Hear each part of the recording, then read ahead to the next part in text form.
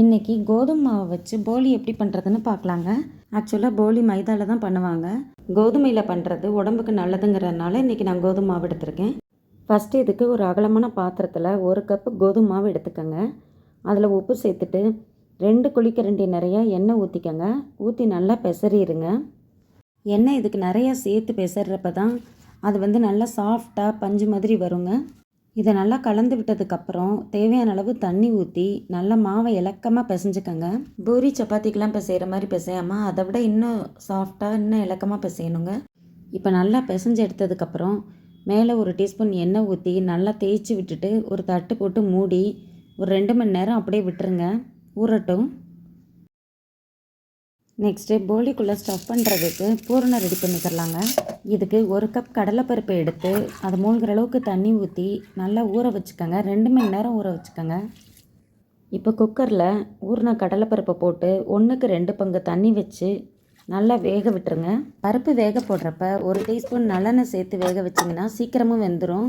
குக்கரில் பொங்கியும் ஊற்றாதுங்க. பாருங்கள், நல்லா வெந்திருக்கு. கையில் எடுத்து பார்த்தா நல்லா மசிகிற அளவுக்கு இருக்கணுங்க. இப்போ ஒரு ஸ்மாசரை வச்சோ இல்லை ஒரு மத்தை வச்சோ இந்த பருப்பை நல்லா மசிச்சு விட்டுக்கோங்க. அப்படி இல்லைன்னா வெந்த பருப்பை தண்ணியெல்லாம் வடிச்சிட்டு மிக்சியில் ஒரு சுற்றி எடுத்துக்கோங்க. நெக்ஸ்ட்டு ஒரு கடாயில் 1 கப்பு தேங்காய் துருவல் சேர்த்துக்கோங்க. ஸ்டவ்வை சிம்மில் வச்சுட்டு நல்லா அது நிறம் மாறுற வரைக்கும் வறுத்துக்கோங்க. அது கூடவே நம்ம ஏற்கனவே மசிச்சு வச்சுருக்கிற கடலைப்பருப்பையும் சேர்த்துக்கோங்க. கடலைப்பருப்புக்கு தேவையான அளவு உப்பு சேர்த்துக்கோங்க. ஏற்கனவே வெள்ளத்தில் உப்பு இருக்குங்க, அதனால் கொஞ்சமாகவே சேர்த்துக்கோங்க. 1 டீஸ்பூன் ஏலக்காய்த்தூள் சேர்த்துக்கோங்க.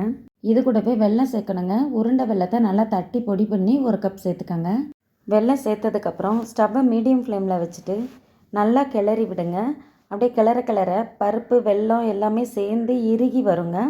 இந்த ஸ்டேஜில் ஸ்டவ்வை ஆஃப் பண்ணிடுங்க. நம்ம உள்ளே வைக்கிற ஸ்டஃபிங்கை மட்டும் மாற்றி தேங்காய் போலி, கார போலி எல்லாமே பண்ணலாங்க. இப்போ பாருங்கள், பூரணம் இந்த மாதிரி கன்சிஸ்டன்சியில் இருக்கணுங்க. இப்போ போலிக்குள்ளே வைக்கிறதுக்கு ஸ்டஃபிங் ரெடி ஆயிடுச்சுங்க. அதாவது பூரணம் ரெடி ஆயிடுச்சு. இதை உள்ளே ஸ்டஃப் பண்ணுறதுக்கு சின்ன சின்ன உருண்டையாக உருட்டி தனியாக எடுத்து ஒரு பிளேட்டில் வச்சுக்கோங்க.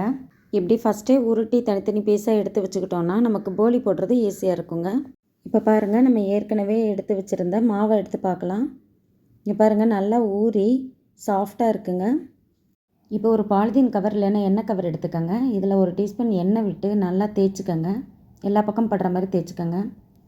இப்போ நம்ம பிசைஞ்சு வச்சுருக்கிற மாவுலேருந்து ஒரு சின்ன சைஸ் பால் சைஸில் எடுத்துக்கோங்க. அதை ஒரு கிண்ணம் மாதிரி பவுல் மாதிரி செஞ்சு உள்ளே நம்ம ஏற்கனவே உருட்டி வச்சுருக்க பூரணத்தை வச்சு ஸ்டஃப் பண்ணி எல்லா பக்கமும் கவர் பண்ணி அப்படியே உருட்டிடுங்க. நீங்கள் இது வரைக்கும் நம்ம சேனலை சப்ஸ்கிரைப் பண்ணலைன்னா வீடியோக்கு கீழே இருக்க சப்ஸ்கிரைப் பட்டனை ப்ரெஸ் பண்ணி சப்ஸ்கிரைப் பண்ணிக்கோங்க. உங்களுக்கு இந்த வீடியோ பிடிச்சிருந்தா ஒரு லைக் போடுங்க, மற்றவங்களுக்கும் ஷேர் பண்ணுங்கள். இப்போ நம்ம உருட்டி வச்சுருக்கிற பாலை அந்த சீட் மேலே வச்சு கையிலே நல்லா தட்டி பரப்பி விடுங்க. மெல்லிஸாக ரொம்ப லேஸாக போடுங்க. சப்பாத்தி தேய்க்கிற மாதிரி அந்த சப்பாத்தி கட்டையில் வச்சு அந்த ரோலர் வச்சு தேய்ச்சிடாதீங்க. இதை நல்லா மெல்லிஸாக தின்னாக தட்டி எடுத்துக்கோங்க. இதை நீங்கள் மாவு பிசைகிறப்பயே கோதுமை மாவில் கொஞ்சம் மஞ்சத்தூள் சேர்த்தும் பிசையலாங்க. அப்படி இல்லைன்னா ரெட் கலர் ஃபுட் கலர் சேர்த்துக்கலாம். இப்போ தட்டி எடுத்த அந்த போலியை அப்படியே தோசைக்கல்லில் சூடாக்கி அதில் போட்டு 2 பக்கமும் பரட்டி விட்டு நெய் 2 டீஸ்பூன் ஊற்றி நல்லா சூடாகி வெந்ததுக்கப்புறம் எடுத்துருங்க. நெய் ஊற்றி பண்ணுறப்ப அந்த டேஸ்ட்டும் ஃப்ளேவரும் ரொம்ப நல்லா இருக்குங்க. இதுலேயே தேங்காய் போலி, வெஜிடபிள்ஸை வச்சு கார போலி எப்படி செய்கிறதுன்னு வேணும்னா கமெண்ட்டில் போடுங்க, நான் பண்ணி காட்டுறேன். இதை நீங்கள் ட்ரை பண்ணி பாருங்கள். எப்படி வந்துச்சு எனக்கு கமெண்ட் பண்ணுங்கள். இது வரைக்கும் இந்த வீடியோ பார்த்ததுக்கு ரொம்ப நன்றி. தேங்க்ஸ் ஃபார் வாட்சிங்.